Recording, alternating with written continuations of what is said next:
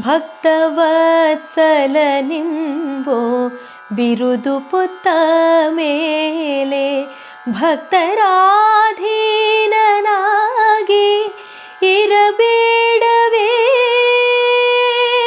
ಮುಕ್ತಿದಾಯಕ ದೇವ ಪುರಂದರ ವಿಠಲನೆ ಶಕ್ತನೇನಹುದೆಂದು ನಂಬಿದೆನೋ ಶ್ರೀಕೃಷ್ಣ. ಕಂಡು ಕಂಡು ನೀ ಎನ್ನ ಕೈ ಬಿಡುವದೇ ಕೃಷ್ಣ.